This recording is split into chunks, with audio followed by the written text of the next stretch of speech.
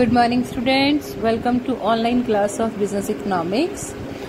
Economics में हमारा stats का सेकंड चैप्टर चल रहा है। उसमें आज का हमारा टॉपिक है methods of collection of primary data. इसमें स्टूडेंट्स 5 मेथड्स हैं जो मैं एक एक करके आपके साथ डेली वाइज डिस्कस करूंगी। आज मैं सिर्फ इसका फर्स्ट पार्ट डिस्कस करने जा रही हूँ जो है डायरेक्ट पर्सनल इन्वेस्टिगेशन। पहले आपको ये तो याद होगा, प्राइमरी डाटा वो होता है जो हम खुद कलेक्ट करते हैं, जो पहले किसी ने कलेक्ट नहीं किया होता। For the first time first hand data हम खुद ही कलेक्ट करते हैं। तो इसमें फर्स्ट मेथड है डायरेक्ट पर्सनल इन्वेस्टिगेशन। इसका मतलब होता है कि इन्वेस्टिगेटर जिसने डाटा कलेक्ट करना है वो खुद जाके उस पर्सन के साथ डायरेक्ट कांटेक्ट करता है, डायरेक्टली उस पर्सन को विजिट करता है जिससे हम इंफॉर्मेशन गैदर करना चाहते हैं। इसे इंटरव्यू मेथड भी कहा जाता है क्योंकि इसमें पर्सनली इन्वेस्टिगेटर इन्फॉर्मेंट को जिससे डाटा कलेक्ट करना है उसे जाके मिलता है। जैसे कि मान लो अगर इन्वेस्टिगेटर चाहता है कि मुझे बॉम्बे क्लॉथ मिल्स की वर्कर्स की वेजेस की डिटेल चाहिए, तो उसे बॉम्बे क्लॉथ मिल्स में खुद जाना होगा, वहां पे वर्कर्स के साथ डायरेक्ट कांटेक्ट करके उनसे डाटा कलेक्ट करना होगा।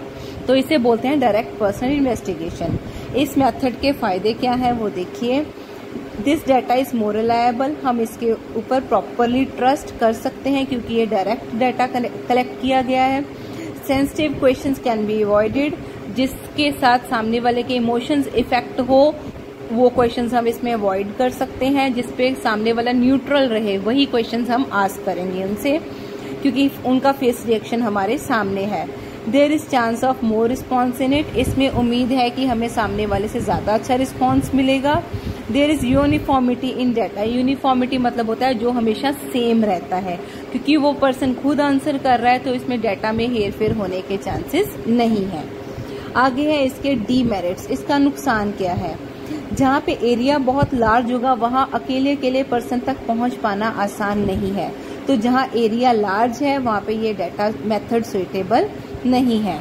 It is very much expensive, ये मेथड हमें बहुत महंगा पड़ता है। It needs a large number of enumerator, investigator जो है एन्यूमरेटर्स की हेल्प भी ले सकता होता है, वो भी इन्वेस्टिगेटर ही कहलाएंगे। लेकिन इस मेथड में हमें एन्यूमरेटर्स की ज़्यादा ज़रूरत होगी, मतलब large number of enumerators will be required. It takes long time to collect data from all the persons, और इसमें टाइम भी बहुत ज़्यादा लगता है कि हम अकेले पर्सन के पास जाएं और उससे डाटा कलेक्ट करें। तो फिर ये डाटा सुइटेबल कहाँ है? ये वाला मेथड तब सुइटेबल है जहाँ पे हमें हाई डिग्री ऑफ करेक्टनेस, जहाँ पे हमें बहुत सही डाटा चाहिए। सेकेंड पॉइंट इज जहाँ पे एरिया ऑफ इन्वेस्टिगेशन स्मॉल हो। थर्ड पॉइंट इज इन्वेस्टिगेशन के रिजल्ट को हम सीक्रेट रखना चाहते हैं कि सिर्फ जिसकी इंफॉर्मेशन है उसके और हमारे तक रहनी चाहिए, तो तब ये मेथड यूज किया जा सकता है। All person in the area have similar qualities, अगर एक एरिया में सारे पर्सन में सेम क्वालिटीज हों तो हम डायरेक्ट पर्सन इन्वेस्टिगेशन करके एक पर्सन से भी सारे एरिया का डाटा, मतलब एक पर्सन का डाटा जब हमारे पास आ गया तो ऑटोमेटिकली हमें सारे एरिया का पता चल जाएगा। अब है प्रिकॉशंस। इस मेथड को यूज़ करते टाइम हमें कुछ सावधानियां ध्यान में रखनी पड़ती हैं। तो फर्स्ट है question should be straight and simple, हमें वो क्वेश्चंस पूछने चाहिए जो सामने वाले को आसानी से समझ आ जाए। Investigator should be trained and skilled, जिसने छानबीन करनी है वो पर्सन ट्रेंड होना चाहिए और स्किल्ड, मतलब उसमें ये स्किल हो कि वो सामने वाले से आंसर्स निकलवा सके। Third point, investigator should not have personal bias.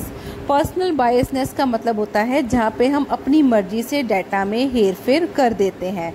तो जो इन्वेस्टिगेटर है वो बिल्कुल भी बायस नहीं होना चाहिए, जो रियल डाटा है वो वही प्रेजेंट करे, अपनी तरफ से उसमें हेर फेर ना करे।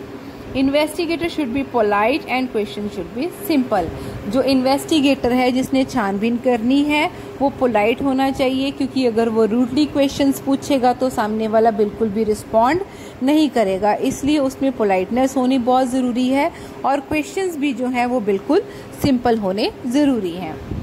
ये था हमारा direct personal investigation method primary data collect करने का। नेक्स्ट मेथड मैं आपके साथ डिस्कस करूंगी अपने नेक्स्ट लेक्चर में।